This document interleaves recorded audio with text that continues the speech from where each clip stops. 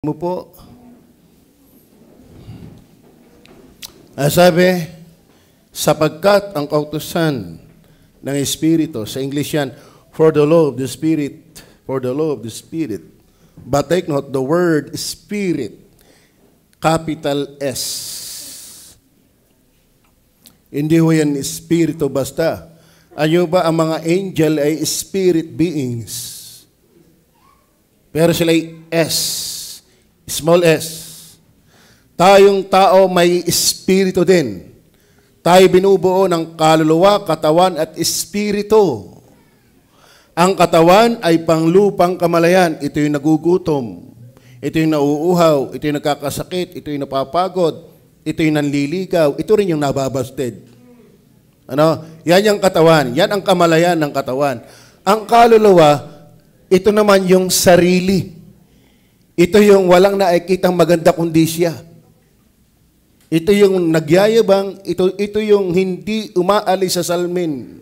Bumakat na ang kanyang mukha sa salmin, ayaw pa rin umalis. Bakit? Yan ang self-consciousness. Ang ating soul, yan tayo. Then yung espiritu, yan yung ibinigay ng Diyos, yung God's consciousness. Yan yung God's consciousness. Ang hayop, wala niyan. Tao lang ang meron. Kaya tao lang ang pwedeng makommunicate ng Diyos through His words. Amen? Ngayon, ang ating pag-usapan ay capital S. Kasi ang Diyos ay tatlo rin sa persona, hindi sa kadyusan. Ano? Ang Ama, ang Anak, at ang Holy Spirit. Kaya tayo nilikha ayon sa kanyang wangis. Ano ibig sabihin? Tayo nilikha sa kanyang wangis. Bagaman ikaw, Daniel, ay iisa, pero ikaw ay tatlo. Maniwala ka't hindi, ikaw ay tatlo, bagaman iisa. Ano yun? Tatlong iisa. Kasi iisang katawan ang kita namin sa iyo, pero ikaw ay tatlo. Meron kang espiritu, meron kang katawan, at meron kang kaluluwa. Bakit ang tao ay naging tatlong na iisa? Kasi ang lumikha sa atin ay tatlong persona sa iisang Diyos. Maliwanag ko ba? So, ating pinag-usapan kanina, ang Panginoong Hesus, ikalawang persona. Mamayang hapon, pagkahapon, ang pinag-uusapan namin ay ang Father. Pero pagtanghali, ang pinag-uusapan natin ay ang Holy Spirit. Are you with me? Ngayon, ang Espiritu, sabi, for the law of the Spirit of life, Spirit of life. Ngayon, mga batid, ang pag-uusapan natin, ating hahanguin dito, yung salitang Spirit in members commitment. Actually, salitang Spirit sa chapter 8, kung kayo nagbabasa ng Bible, Romans chapter 8, 21 times na binanggit ang may kinalaman sa Holy Spirit. 21 times. Alam niyo ba kapag tayo ay nagbibigay diin, halimbawa, nagbasa ka, para may pakita mong ito'y maganda sa iyo, nilalagyan mo ng underline, nilalagyan mo ng mark, o ang tawag dyan, highlight. O kaya nilalagyan mo ng close parenthesis para ito'y nag-impasiya, nagbibigay impasiya.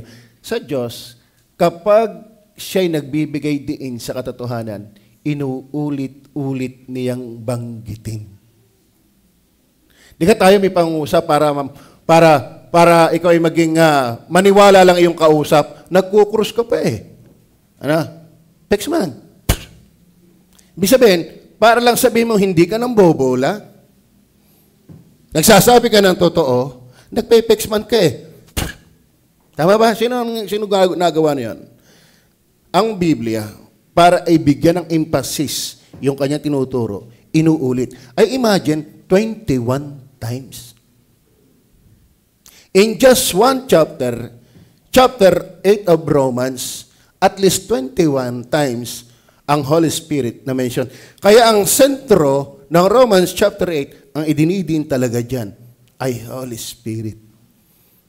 At isa sa pagdidiin sa Holy Spirit ay may kinamalayan na ang mga membro ay siyang dahilan kung bakit may commitment. Well, tingnan po naman natin yung salitang commitment para maintindihan po natin. Commitment. Tingnan niyo po ang ibig sabihin ng commitment. Nandiyan pa ba kayo? Ibig sabihin ng commitment. Sabi din natin na Spirit, the third person of the Godhead. Siya ikatlong persona ng kadyusan.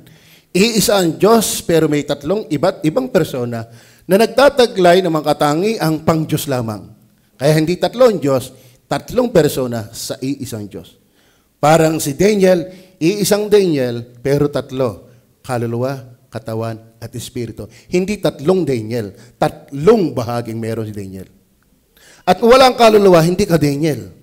Kung wala kang espiritu, hindi ka Daniel. Lalo kung wala kang katawan, hindi ka Daniel. Para mabuo ang isang Daniel, dapat may kaluluwa, katawan, at espiritu. Para mabuo yung iisang Diyos, dapat may Ama, Anak, at Espiritu Santo.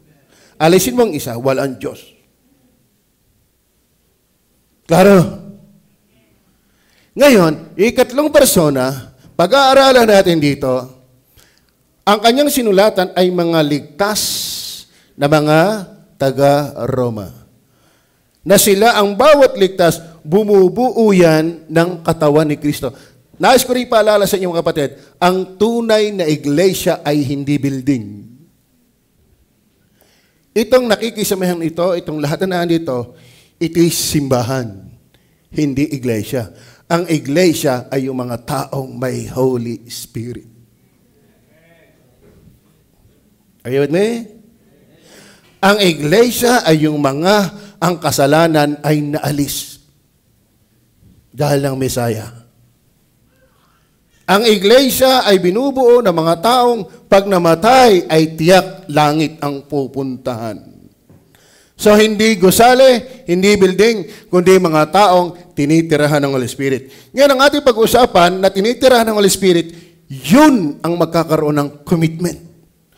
Kapag may Holy Spirit ka, possible ang commitment.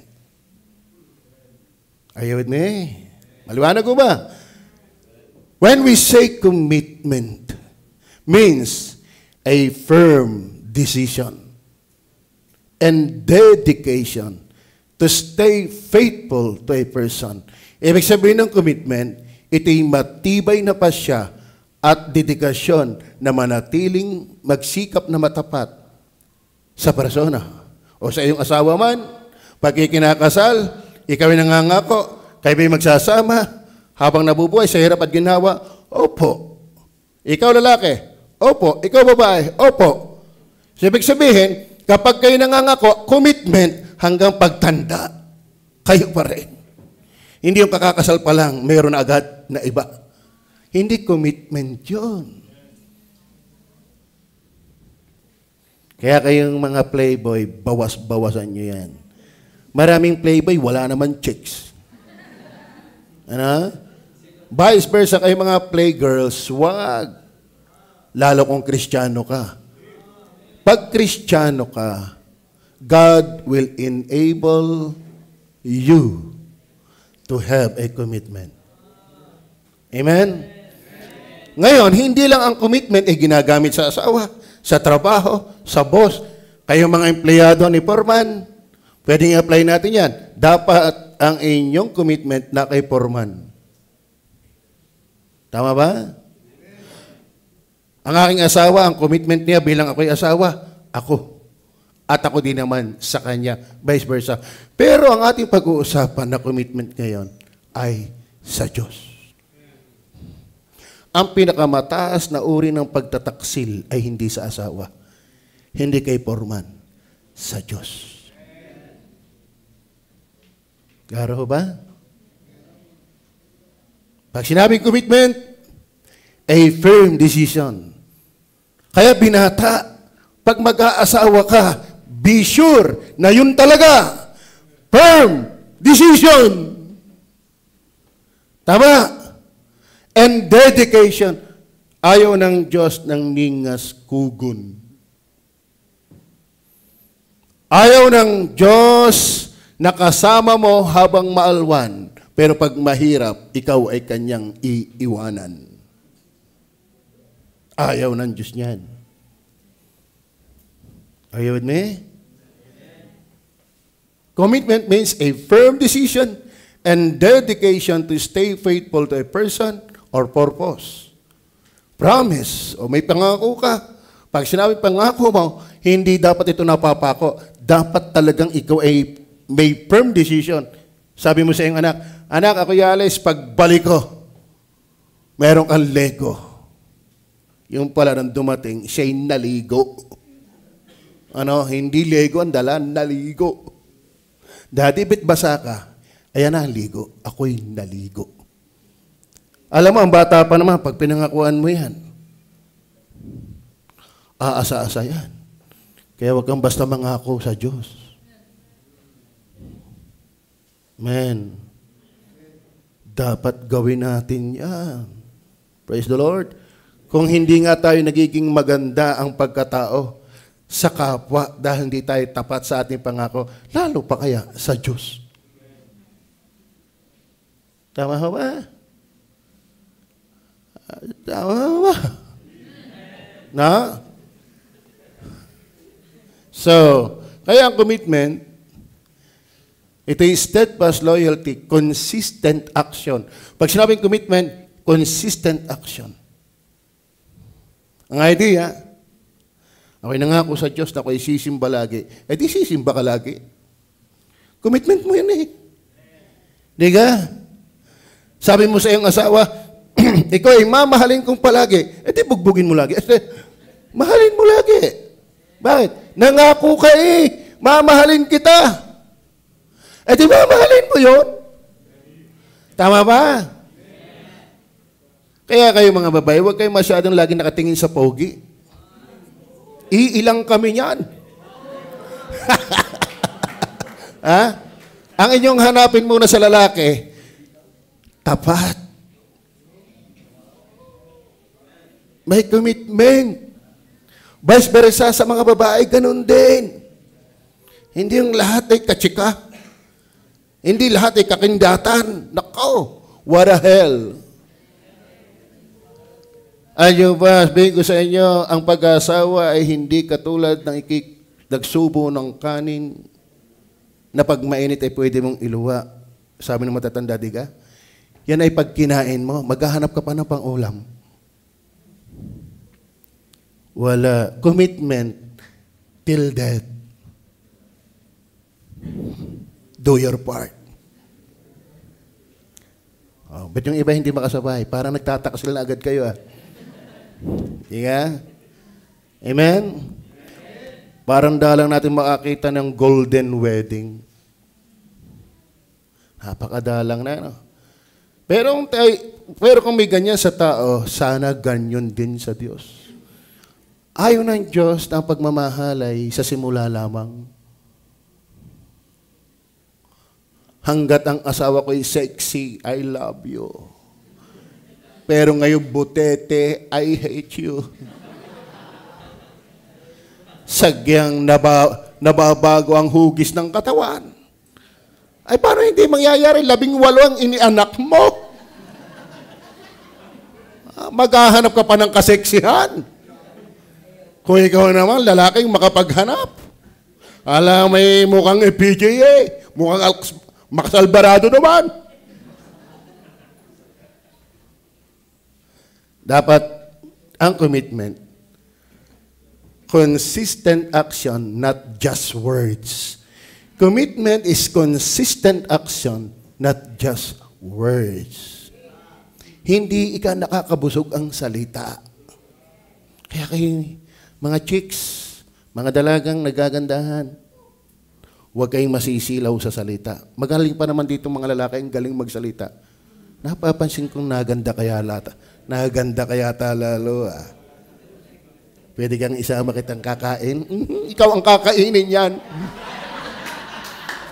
Di ka?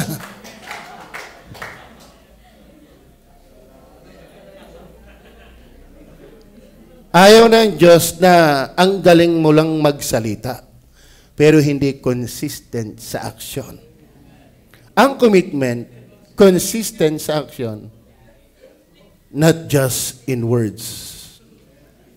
Sa linggo ba, nandito ulit kayo? Kita mo yung iba, ayaw na. Sa linggo ba, nandito ulit kayo? Masarap pakinggan. Pero mas magandang may aksyon. Tama ba? Oo. Huwag kayong papayag mga babae sa galing dumiga. Di yung marunong mag-igib. At lalong huwag kayong papayag mga babae na nililigawan kayo sa cellphone.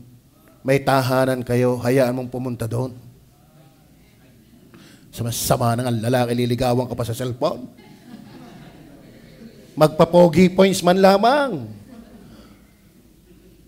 Ligawan mo muna ang parents. Magpa-cute ka muna sa mga magulang. Kahit ayaw sa iyo ng babae, pag mabait ka sa kanilang mga magulang, mapipilitan. Tama ba? Kung totoo yan sa pangtao, mas lalo dapat sa Panginoon. Mas lalo dapat sa Panginoon. Hindi tayo puro husto sa buga. Husto sa diha. Husto sa dada. Husto sa ngawa. Pero, lagi namang wala.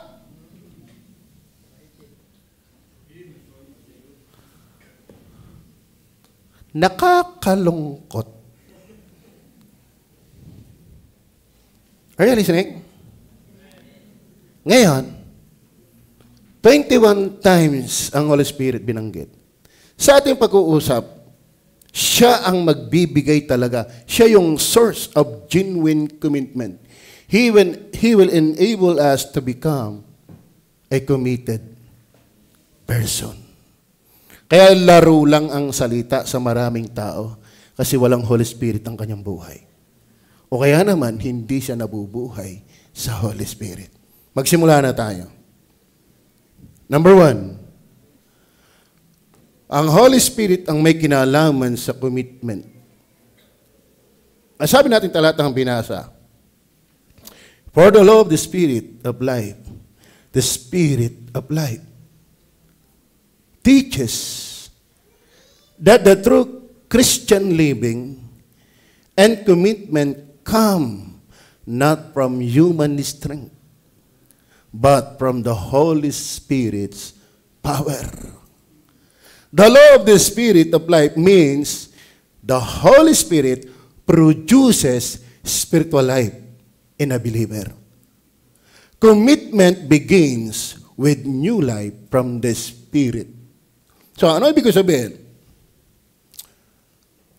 Ang Holy Spirit, ang ginawa niya, He gave new life. He gives new life. Alam mo, hanggat hindi ka bagong buhay, walang maaasahan sa iyo. Tayo'y likas na sinungaling. Tayo'y likas na manluloko. Tayo'y likas na paimbabaw. Tayo'y likas na pakitang tao. Tayo'y likas na hindi sincero. Pero kapag ang Holy Spirit ay nakatira sa iyo, He gives new life. Are you with me? Hindi ako kukuha muna. Siguro tatry kung hindi ako kumuha ng ibang mga aklat. Sa Roma na lang tayo para hindi ako magtagal. Verse 2. Dinabasa natin ang verse 2. For the law of the Spirit of life, the Spirit of life. So, ibig sabihin, mga kapatid, ang Holy Spirit pala yung life. Spiritual life yun. Hanggat wala kang Holy Spirit, ang commitment mo hanggang tao lang. Pero hindi mo kayang magbigay ng isang magandang salita sa Diyos at pangatawanan ang iyong sinalita. Wala namang Kristiyano perfect. Pero ang Holy Spirit pa rin na magbibigay sa iyo ng kakayahan na tayuan mo ang iyong sinasalita. Bakit? Spirit of life. Hindi siya dead. Siya espiritu ng buhay. Pag sinabing espiritu ng buhay, ito espiritu ng kakayahan. Ito espiritu na gumagalaw. Ito espiritu may kapangyarihan. Ito espiritu kayang magpakilos. Kaya magpaseryoso. Kaya kung wala kang Holy Spirit, ang hirap mong maging totoo sa Diyos. Pero kay may Holy Spirit, ang tawag sa Kanya ay Spirit of Life. Are you with me? Commitment begins with new life from the Spirit. Ano, naiintindihan nyo? Alam nyo, way back 1986, ako noon ay 16 years old. Ako'y pinanganak 1970. Nung makakilala ko sa Panginoon, 1986, ang dati kong buhay kulang ang 2 kahan ng sigarilyo sa maghapon. 40 ko ang sugal, lalo ang madyong. Walang kagaling-galing, lumpo na, masama, makasalanan pa. Pagtapatan ko pa kaya ang Diyos magulang ay kinakalabang ko. Pero sa labat, way back 1986, by the month of September, 3:00 ng hapon, may nangaral sa akin ng salita ng Diyos. Alam mo, buhat noon hanggang ngayon, nagkakamali ako, pero hindi ko kayang iwanan ang Diyos. Are you with me? Hinahamon ko ang mga nagsasabing may Kristiyano o Kristiyano, may Holy Spirit. Pangatawanan mo ang iyong mga sinabi sa Diyos. Hindi ka nagsasalita sa hangin. Nagsalita ka sa Diyos. Are you with me? Ang bayang ito'y ginagalang ako ng kanilang mga labi. Datapwat ang kanilang puso ay malayo sa akin hanggat walang Holy Spirit na nakatira sa iyong puso. Wala kang genuine commitment. The person who will enable us to become committed to God is the person of the Holy Spirit. So be sure you have the Holy Spirit. Tingnan niyo po ang verse 9. Verse 9. Hindi na ako alis dito sa chapter na ito. Dito na lang tayo gigiling. But you are not in the flesh, but in the Spirit. If so, be that the Spirit of God dwell in you. But take note, now, if any man, kasama tayo doon, have not the Spirit of Christ, he is none of His. Ang sino mang walang Espiritu ni Kristo ay hindi kay Kristo. Paano ka magtatapat sa Diyos, wala ka palang Diyos? Are you with me? Parang ikaw yung binata, ako'y magtatapat sa aking asawa. Paano ka magtatapat sa iyong asawa, wala kang ang asawa? Mahirap magtapat ang binata sa kanyang asawa, wala ngang asawa. Mahirap magtapat sa Diyos, maging committed sa Diyos kung wala ka namang Diyos. Bakit? Ang walang Espiritu ni Kristo ay hindi sa Diyos. Kayo ba'y sa Diyos na? Tiyak niyo bang kayo may Holy Spirit? Kung kayo may Holy Spirit, hindi niya papayagan ka na hindi magpatuloy. Kaya nga commitment. Not just words, but in action.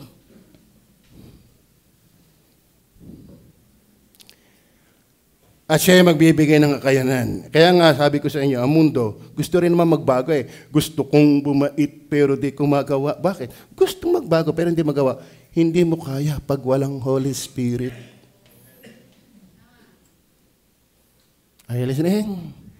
Pero kahit tayo papalya-palya, kahit tayo palinay-linay, kahit tayo pabagsa-bagsa, pamali-mali, pero dahil may Holy Spirit, ibabangon ka para gawin mo pa rin ang iyong sinabi. Are you with me? Kayo ba'y babalik sa linggo? Pag hindi ka nagka-Holy Spirit ngayon, hindi mo kayang pangatawanan yon. Isang yakag lang ng kumpare, may basketball tayo. Pupunta ka ng linggo, championship, sila. Tayo, taga-Punas. Ito pang inyong isang baybayan. Kapag nag-commit ka sa Diyos, mararamdaman mo, ang daming abiriya. Bakit? Sinusubo ka ng Diyos eh. kung salita ka lang o totoo. Amen. Oh, kagaganda niyong yan. Sana kita ko uli kayo sa linggo. Kagagwapo niyong yan. Amen. Pero hindi mo kaya without the Holy Spirit. Kasi siyang Spirit of life. Are water of life. Pero tayo meron din nalimutan ko lang. Nagkadalwa na. Maliwanag ko ba? May magagawa ba ang patay? Yung ang tulog, walang magawa eh. Yung pa kayang patay? Kaya imagine, wala kang spirit of life. How can you be able to be a committed one without the spirit of life? Yan. Diga? Salam. Kaya pala ako'y nakakapagpatuloy, hindi ko dahil. Hindi dahil sa ako'y magaling. Hindi dahil sa ako'y malakas. Dahil may spirit of life. Amen? Purihin ang banal na Espiritu. Kaya huwag kayong tagahanga ng tao. Tagahanga tayo ng Holy Spirit. Dahil kung tao-tao lang, matagal na tayong iwahiwalay. Pero bakit tayo nagpapanapa pa rin? May Spirit of life. Ang maganda sa Holy Spirit, ang kanyang life, eternal life. Everlasting life. Tayo ay titigil, pero ang Holy Spirit, hindi. Kaya tama kung anak ka ng Diyos, pagkikihimat lugi na, babagabagin ka talaga ng Holy Spirit. Bakit? He is the Spirit of life. Are you listening? Ngayon, kung Kristiyano ka, masaya ka pang malayo sa Diyos, kahit mamatay kang wala na sa Diyos, wala lang sa iyo, you don't have spirit of life. And mind you, you're not of Christ. Are you with me? Sarap po ng Bible. Alam mo sa totoo na, nung kayo matin sa conference, may natutunan talaga ako. Sila walang natutunan sa akin, ako may natutunan. Babalik ako sa hindi maraming kung ano na lang yung chapter. Sapat na yun. Context. Expository. Verse 4. Tingnan niyo po verse 4. Tingnan niyo po verse 4. Sana. Pero sapat na yun eh. That the righteousness of the law might be fulfilled in us who walk not after the flesh, but after the Spirit. Ang mga batid, kung bakit tayo ay makakapag-commit? Kasi hindi tayo nabubuhay sa laman. Tayo ay nabubuhay sa Espiritu. Ano ibig sabihin? Kapag ligtas ka, hindi ka na katulad ng dati na nabubuhay lamang sa sariling gusto mo, sa gusto ng laman. Pero pag may Holy Spirit ka, hindi na ganon. No, kay wala sa Panginoon, huwag mo akong sasawayin ako'y naninigarilyo, wala kang pakialam. Huwag mo akong sasawayin ako'y addict sa Dota at sa Mobile Legend, huwag mo akong pakialaman, buhay ko to! Pero nung may Holy Spirit, salamat, ako'y pinapakialaman. Amen? That the righteousness of the law, yung hinihingi ng matuwid na batas, ay natutupad hindi dahil sa gawa ng laman, but after the Spirit. Nakagagawa tayo ng ating ipinangako, hindi dahil ng ating kakayahan, kundi dahil ng Holy Spirit. Kaya kung wala kang Holy Spirit, puro ka diha. Kaya kayo mga magagandang babae, kayo maaakit sa mga walang Holy Spirit. Yung may Holy Spirit, nagluluko pa. Ano nga asahan mo sa walang Holy Spirit? Vice versa, kayo namang manlalaki. Kadaming kagaganda din eh. O, kaganda ng pader. Kaganda ng pinto. Maghanap kayo na may Holy Spirit. May commitment yan. Magkakamali yan, pero iiyak yan sa kasalanan. Ayaw nyo pa kay gender? Bukod sa gender na i-gender pa. May isang pastor, hindi ko malilimutan yung taong yun. Hindi ko alam kung kayo mabebless o ano eh. Nilapitan si madam. Pakinig ko eh. Ang pagkakasabi bagay, anong nagustuhan mo sa asawa mo? Hindi kita maimbitang preacher. Pero ba't ako nagustuhan? Dahil may Holy Spirit.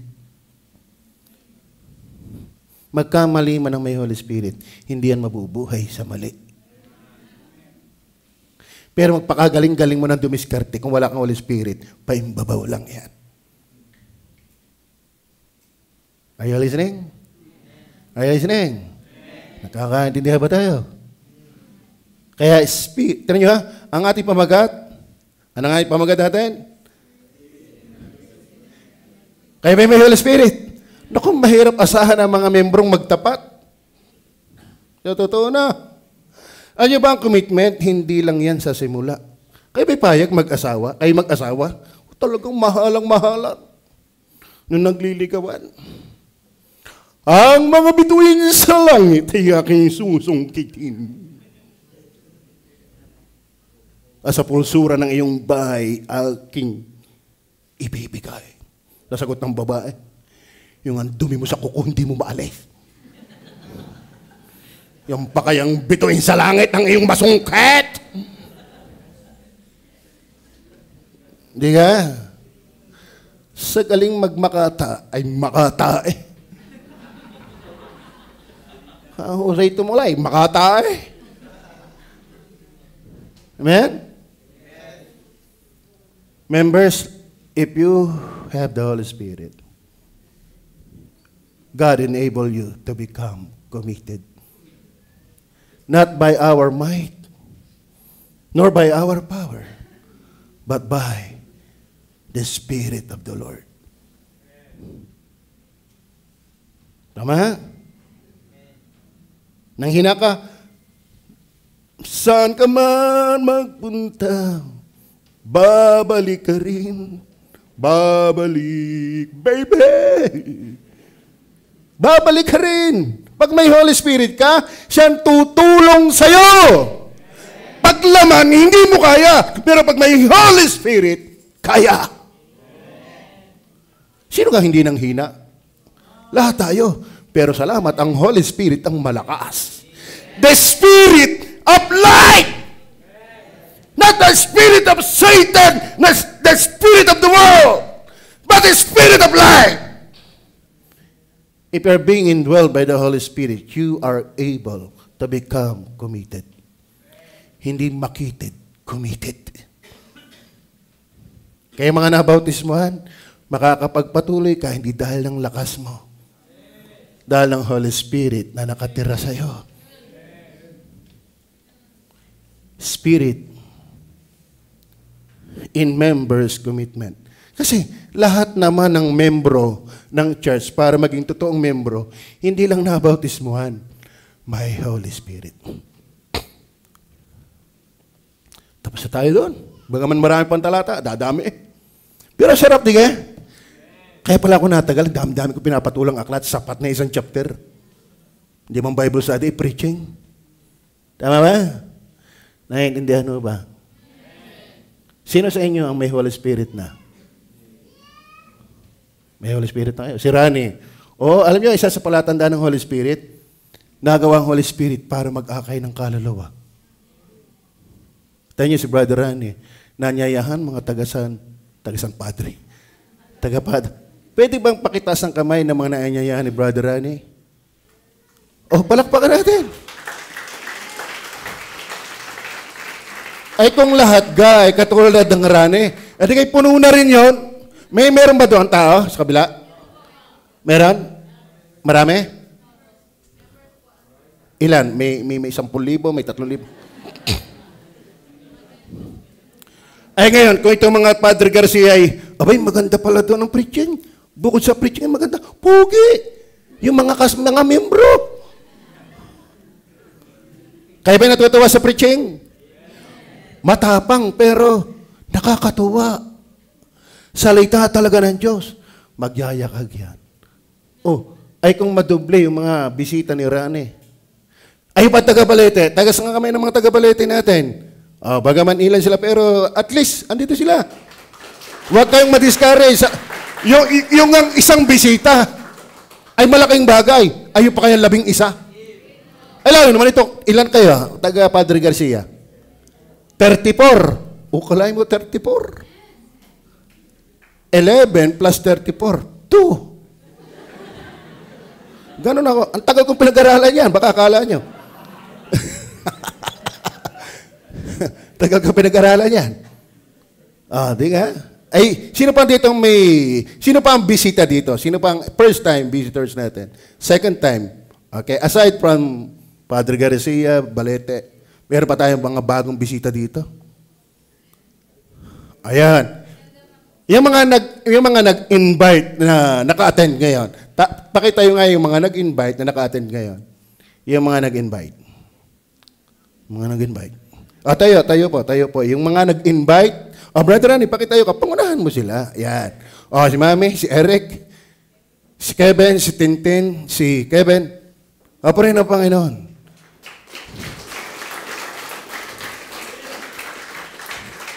Alam mo kung bakit? May Holy Spirit yung mga yan. Walang may Holy Spirit na walang pakialam sa kaluluwa ng mga tao. Kaya nahamon tayo. Lahat ba ng membro dito may Holy Spirit? Mag-invite tayo. Amen? Okay, number 2 na lang tayo. Number 2. Alam sa totoo, sarap niyan. Pastor Joe, kaya natagal, ninanamnam ko eh. Yung, kumbaga sa niyog, bago mo pigilan, yung wala ng katas. Pati baboy, walang masimot.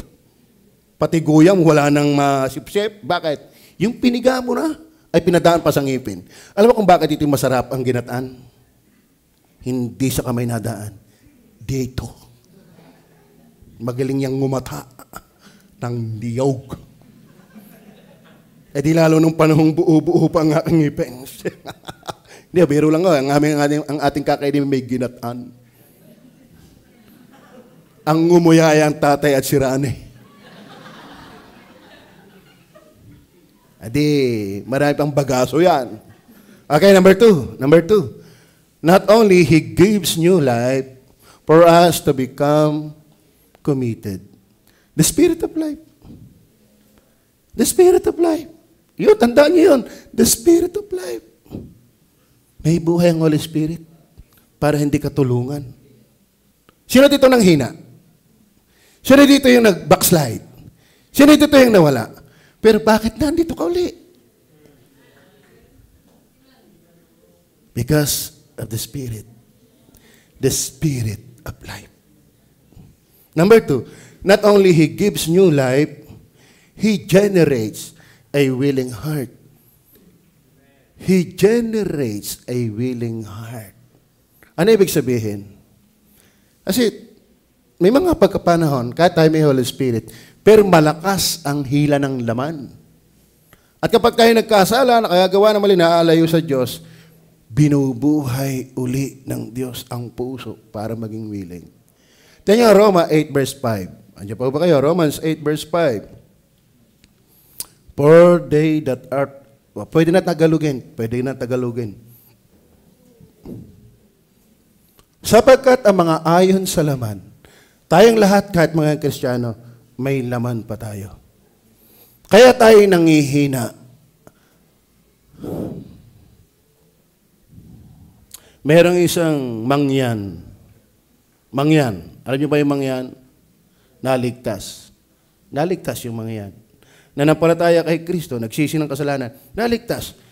Pero daw siya, habang nagtatagal, ramdam daw niyang may nag-aaway sa kanyang puso. Ano yon? Parang pusa. Itim at puti. Talaga? Sinong nanalo? Kung alin daw yung malakas kumain. Yun ang malakas. Yun ang nanalo. Alam mo, tunay na ligtas, may mararamdaman ka naglalaban. Ano naglalaban? Gusto mong sumimba, pero sabi ng iyong laman, wag. Gusto mong magbasa ng Biblia, pero sabi ng laman, may nakontra. May nag-aaway. Pero tinanong yung mangyan, sino nanalo? Ay, yung malakas. Kaya mga kapatid, pag pinabayaan mo ang spiritual life mo, mabubuhay kang palayo sa Diyos. Pero kung talagang kayo may Holy Spirit, bubuhayin, i-generates uli yung heart at magiging willing. Ito yung sabi ng verse 5, sapagkat ang mga ayon sa laman ay nangagsisitalima sa mga bagay ng laman. Kapag wala kang Holy Spirit, laman ka lang, purong laman as in. Ano big sabihin laman? Hindi ito, kundi yung buhay na walang Diyos. Tanyo po ang buhay ng Diyos. Ang buhay ng tao na walang Diyos, nabubuhay lang sa dikta ng gusto ng laman. Kaya may asawa na, gusto pa yung kapitbahay. Bakit? Kapag wala kang Holy Spirit, nabubuhay ka lang sa dikta ng laman mo. Wow, sexy! Ang pogi! Akala mo kakalalaki ka! Yan ang laman! Takaw na takaw yan sa sigarilyo, yan ang laman! Takaw na takaw yan sa alak, yan ang laman! Kaya pag wala kang Holy Spirit, nabubuhay ka lang sa dikta ng laman.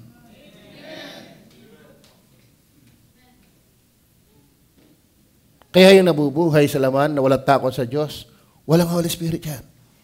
Pero pag ikay may Holy Spirit, meron ka pa rin laman. At minsan ang Kristiyano, kapag hindi na nagbabasa ng Biblia, hindi na nananalangin, hindi na involved sa pag-akay ng kalwa, hindi nagbibigay, hindi nagsisimba, kinukubabangan siya ng lumang pagkatao. Pero kung may Holy Spirit ka, bubuhayin ka ulit. Siya yung source of revival. Kaya yung mahina, pwedeng bumangon. Sino nabangon? Hindi ikaw, Holy Spirit. Are you with me? So be sure you have the Holy Spirit. Ako'y nanghina, 1 taon, hindi ako nakasimba. Dahil ako'y galing sa Sorosoro. Umalis ako doon, nabastid eh. Kahit tingin ng tingin sa akin, kakala ko'y may gusto. Iba yung ligawan ko'y ayaw pala. Eh, may sakit. Sakit. Sakit pala ng mabigo. Ngaling-ngaling ko ng... Sabi ko, kaya alis na din eh. Hindi na ako nabe-bless. Umalis ako ng Sorosoro, way back 1992. Pumunta ako doon 1990, umalis ng 1992 dahil napasted. Kaya kayo, huwag kayong diha ng diha. Mababait lang yung mga babaeng Krisyano, pero hindi ibig sabihin gusto ka niya. Pastor, tingin ng tingin eh, may gusto sa akin. Ano kasi tumaas? Tama? Mabait lang talaga ang Kristiyano. Pero hindi ibig sabihin may gusto sa iyo. Ay, paano yung aso ang bait din sa iyo? Ano yun? Gusto ka rin niya? Ayun eh. Nanghina ako. Hindi alam ng Good Shepherd na kinastubigan na. Walang nabisita, wala. Akala mo nasalat na uli ako ng madyong. Ay naku, yun pa naman ang hustler kong sugal. Kahit itaob mo yan, sa salat ko lang sasabihin yan. Parang gusto ko na uling maglaro. Pero kita ko bawal. Masama yan. Pero gusto ko bawal. Nag-aaway yung aso. Yung pusa, gusto ko, ayaw. Gusto ko, ayaw. Gusto ko, ayaw. Pero bakit nakakahawak? Mahina ang espiritu Pero alam nyo, bahal may Holy Spirit, dumating pa rin ang panahon na ako'y nakabangon. Bakit? May Holy Spirit. Kung wala kang Holy Spirit, hindi ka nakabangon. Nagbabangon-bangunan ka lang. Are you with me? At ang mga ayon sa Espiritu. Tignan nyo, sapagkat ang mga ayon sa laman ay nangagsisitalima sa mga bagay ng laman. Datapwat ang mga ayon sa Espiritu. Alam mo kapag may Holy Spirit ka, may ayon sa Espiritu. Ayon sa mga bagay ng Espiritu. Tignan nyo kapag may Holy Spirit, ang ayon sa Holy Espiritu, paglinggo sisimba. Ay. Mga taga Padre Garcia, amen. Forman, amen. Yan, alaw. Pag ang forman ay naatin, tapos kayo hindi, huwag niyong paswelduhin.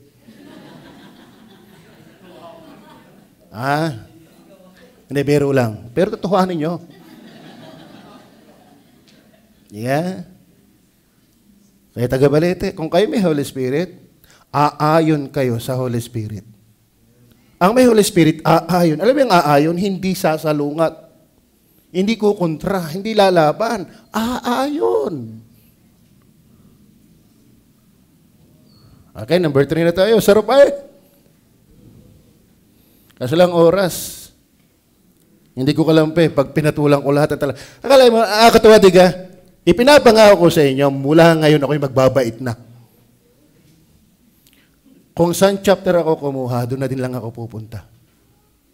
Dahil sa totoo na, isang verse pa lang ako ubusin ang oras ganon kasarap. Ganon kasarap ang Bible. Kaya yung iba, lungad sa Bible, wala pang laman yun.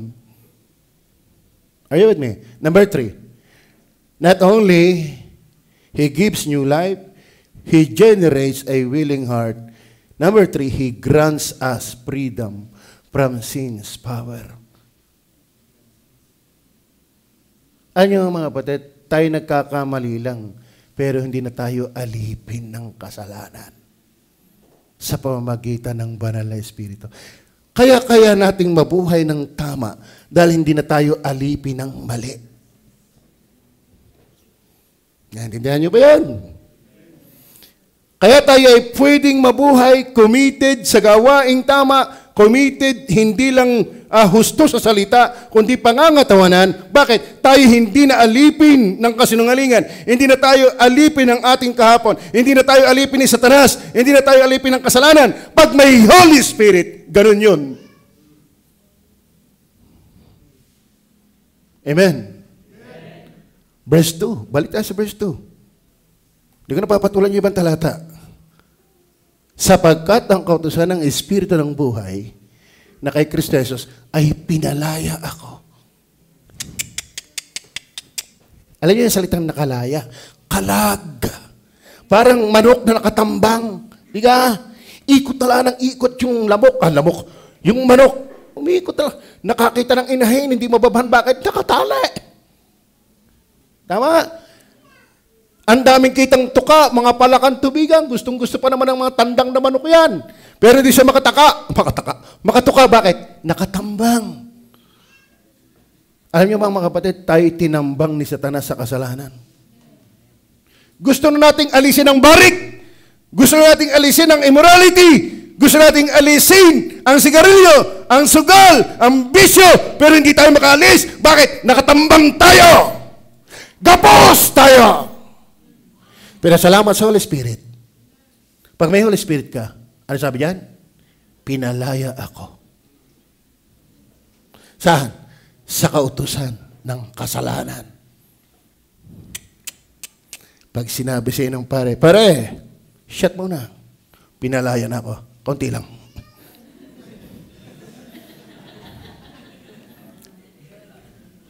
Yes, hindi tayo perfect. Pero darating pa rin ang panahon, ayaw ko niyan. Ako'y bagong buhay na. Hindi ako ang nagbago, si Kristo, ang Holy Spirit. Klaro? Kaya may pinalaya na?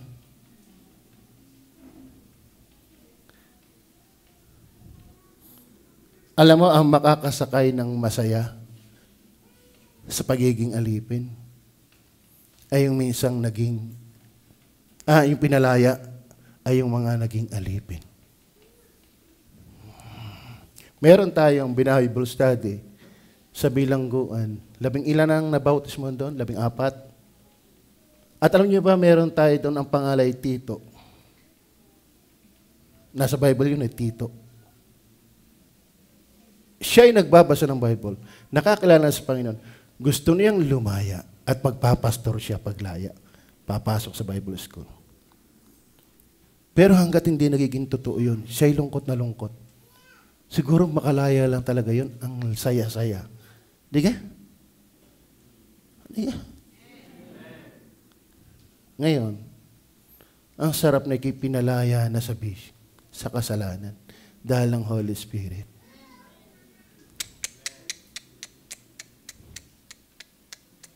Kaya ba pinalaya na? Alam niyo po, ang kinautangan natin ng loob dyan, si Kristo at ang Holy Spirit. Kaya mag-commit. Kayang maglingkod na may pagpapatuloy dahil hindi na tayo alipin ng kasalanan. Tama? Kaya ang tao hindi makapaglingkod sa Diyos ng tama ay alipin nga ng kasalanan. Paano ka magtatapat? Ay alipin ka nga ng kasalanan. Pero kung tunay kang pinalaya, kaya mo nang magtapat. Amen. Members can commit themselves fully to God because of the Spirit. Because the Spirit has broken the dominion of sin. Without the Spirit, commitment is impossible. Bakit? Para kang magtatapat sa Diyos, wala ka nga sa Diyos. Klaro ba? Klaro ba? Mahirap magtapat sa asawang wala ka namang asawa. Mahirap magtapat kay foreman na hindi mo naman siya foreman. Di ka? Foreman? Tama ba yun? Puro ba trabahador mo sila? Ibig sabihin, hindi nyo sila kayang igalang pagtapatan kung hindi naman sila kayong foreman. Di ka? Mahirap mong pagtapatan siya kung hindi mo naman siya foreman. Bet mo pagtatapatan ng Diyos, hindi naman kaniya pinalaya.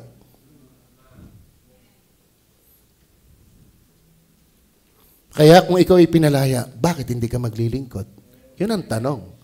Kung talagang ikaw ay pinatawad, iniligtas na, pinangako ang tiyak na palangit, ikaw ay hindi na sa dyablo, ikaw ay pinatawad sa iyong kasalanan, binago ang buhay mo, tapos ayaw mo maglingkod, hindi yan totoo. Fake yan. Tama ba? May isang bahay na nasusunog. Pangalan mo, Utoy? Mark. Kay Mark naman tayo. Puro kayo sa Bible Daniel, si Mark. Sino dito yung Judas? Nasa Bible din yun. Nasa Bible din yun. Okay. Ganito yan. Mark. Halimbawa, bahay mo nasusunog. Halimbawa, bahay mo lang. Nasusunog. Talagang as in, lagablab. Di ka makaalis. Nakita ni Daniel. Dahil magkaibigan kayo, iisa inyong foreman. Sa awa niya sa iyo. Hindi na inalintana yung nalaglag na kahoy na nagbabaga. Mailigtas ka lang. Abay, nailabas ka nga. Abay, sabi mo, pampira kapit mo kayo niligtas. Ganun ba sasabihin mo? O magpapasalamat ka? Baka sabihin mo, anong gusto mong iganti ko sa iyo? Anong gusto mong ibalik ko sa iyo? Iniligtas ka ng Panginoon. Sa tiyak, nakapahama ka ng impyerno. Ba't ka hilahin? Ba't ka suyuin? Dapat kusain mong magpasalamat. Are you with me? Lahat ng pakasalanan pa impyerno. Bakit? Ang magdadala sa atin sa impyerno ay kasalanan. Pero salamat, narito ang kordero ng Diyos na nag-aalis. Naalisan ka na ng dahilan para ikipunta ng impyerno. Ba't hindi ka magsisikap, magpasalamat, magtapat doon sa iyo'y nagligtas? Ngayon, kung hindi mo kaya yan, baka hindi ka pa talaga naaalis sa pagiging alipin ng kasalanan. Number 4. Are you with me? Mabait na ako, mga kapatid. Kaya inyong payagan laging ako'y umattend ng conference. Nakakatulong.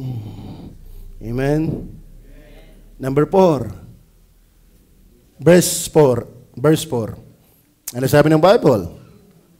Upang ang kahilingan ng kautusan ay matupad sa atin na hindi na nagsisilakad ayon sa laman, kundi ayon sa Espiritu. Ano sabi? Upang matupad. Not only, number 1, ano ang number 1 natin? He gives new life. Number 2, He generates a willing heart. Then number 3, He grants us freedom from sin's power. Nakuha ko na ba yun? Number 4, He guarantees obedience. He guarantees obedience. Balik nga natin yung verse 4. Tignan nyo, basahin natin ang verse 4. Nandiyan pa ba kayo? Upang ang kahilingan ng kautusan. Ibig sabihin, may iniuutos ang Diyos. Pero bakit hindi matupad? Dahil tayo ay bihag ng kasalanan. Pero kapag may Holy Spirit ka, sabi diyan, upang ang kahilingan ng kautusan ay matupad sa atin na hindi nagsisilakad ayon sa laman, kundi ayon sa Espiritu. Ibig sabihin, madaling utusan ang may Holy Spirit. Amen. Amen. Kaya yung sumang, matigas ang ulo, siya pang may gawa ng mali, siya pa ang may ganang matisod.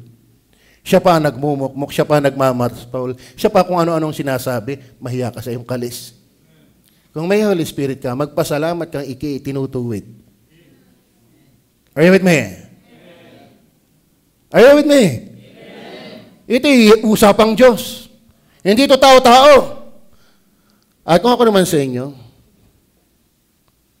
ang bibigyan ko ng simpatya ay ang mga tao nagsisikap sa Diyos. Hindi ko pakikitunguhan ng malalim na paikitungo. Ipapanalangin kong bumalik. Ipapanalangin kong mag-ayos. Pero kung kukonsintihin kita sa mali mo, tiyang ka na. Are you with me? Sino ka para magyabang sa hindi pagsunod sa Diyos? Pakain ka rin lang ng Diyos. Palupa ka ng Diyos. Pamata ka ng Diyos, papuso ka ng Diyos, patubig ka ng Diyos, tapos ayaw mo sumunod sa Diyos, hindi mo naiintindihan ang yabang mo. Hindi mo ka naiintindihan yun. Naiintindihan nyo ba yan? Alam nyo, yung taong ayaw maglingkod sa Diyos, saksakan ng yabang. Kala may kayang mabuhay sa kanyang sarili na wala ang Diyos? Mind you, yung inaayawan mong paglingkuran, siya yung bumubuhay pa rin sa'yo. Amen? Tama ba? Kaya matatalino yung naglilingkod sa Diyos. Naku, wag mo akong aaruhan ng hanggat sumang sa Diyos, wala kang galing. Amen? Amen? He guarantees obedience. Verse 13 and 14, tingnan natin. Sige, malapit na ako. 13 and 14. Sapagkat kung nangabubuhay kayo ng ayon sa laman, ay mga mamatay kayo. Ibig sabihin, mabuhay kang malayo sa Diyos, walang magandang dulo. Datapwat kung sa pamamagitan ng Espiritu ay pinapatay ninyo ang mga gawa ng laman. Ibig sabihin, kapag may Holy Spirit ka talaga, tutulungan kang maampat ang lahat ng masamang gusto ng laman. Amen? Gustong-gusto mo nang gumawa ng mali. Sabi ng Holy Spirit, uy, ayaw ba ang saksi lamang na persona sa kasalanang hindi kita ng tao? Ayan, Diyos. Tama? Lahat ng ating ginagawang kasalanan na hindi kita ng inyong porman, na hindi kita ng inyong asawa, hindi kita ng inyong kapatid, na inyong mga magulang, ang tunay na nakakakita dyan, Diyos. Kaya kung may takot ka, hindi ka tatagal dyan. Amen. Kaya ang source of commitment, source of loyalty is the Holy Spirit. Claro? And then last, verse 9. Verse 9. At ulit, dahil pantalata, chapter 8 lang tayo. Katuwa. Kaya ba natuwa? Nakaabot mo ba ang mensahe? Kaya ba may Holy Spirit? Kaya ba nananalangin na magkaroong Holy Spirit? Bibigyan ka niya. Matapos mo mapain ka dito at nagsisisi ka sa iyong kasalanan, nananampalataya ka at nagpapakumbaba ka, papasok sa iyo talagang Holy Spirit. Ang Holy Spirit ay pumapasok sa mga taong nagsisisi ng kasalanan. Nagpapakumbabang hindi niya kayang baguhin ang kanyang buhay.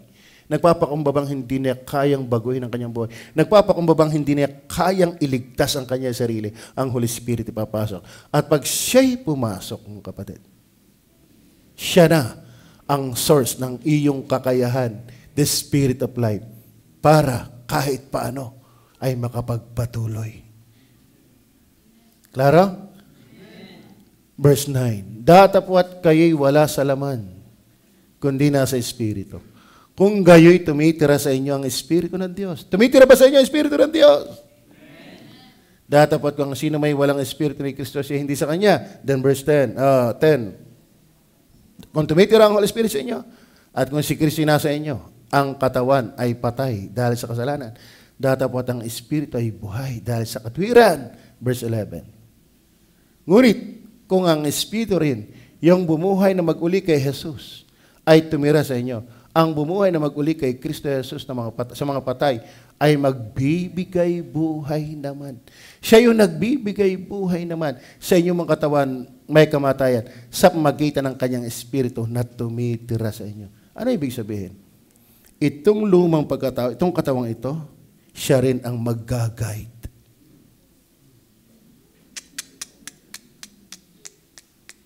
Sinong mahilig sa tuta? Tuta. Sineng, mahilig ka sa tuta. May tuta ka? Wala. Yan ang sinasabi ko eh. Yan ang sinasabi kong mahilig pero wala. Malaki na. Yung wala naman. Mali ang haing ano eh. Di ka? Kapag ikaw ay may tuta, lumaki sa iyo, nag-guide mo, di ka? Kaya nakakatakot yung hindi mag-guide ng Diyos. Ba't ang aso nag-guide? Tapos may Holy Spirit ka, hindi ka mag-guide. Nahanindihan nyo ba? Nakakita ba kayo ng loro? May isang loro na turo ang sumalita. Pangit! Pangit! Ay dumating yung medyo sabihin natin, wag na, basta alam na ninyo. Dumating yung babae na salitan, pangit! Pangit! Sabi ng, napatayin kita. Pangit!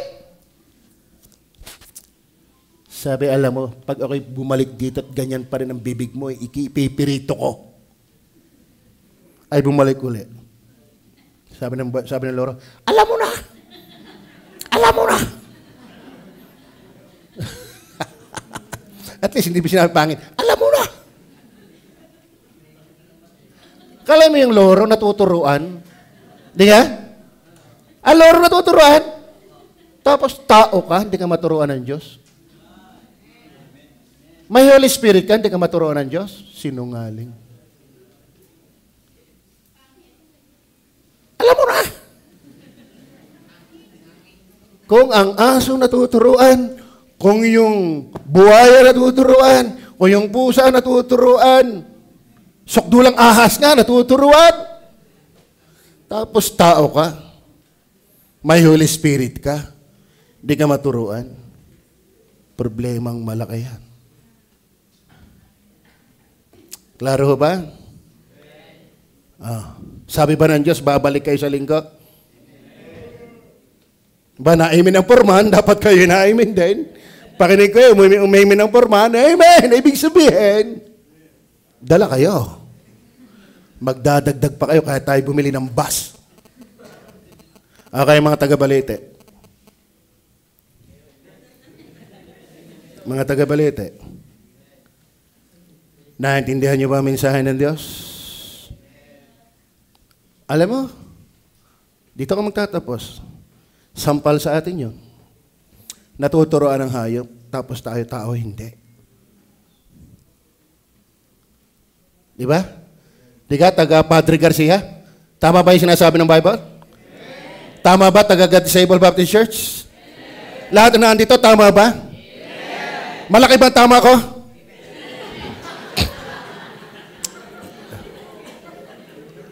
Dapat maniwala tayo. Imagine, natuturuan ng aso, natuturuan ng loro, natuturuan ng ahas, natuturuan ng unggoy, natuturuan ng pusa, tapos ikaw tao. Shame on us. Shame on us. Kaya kung may Holy Spirit ka, kaya mo maging committed. Tayo pa mag-pray. Panginoon Diyos sa langit, salamat po. Ako man mismo ay natuto.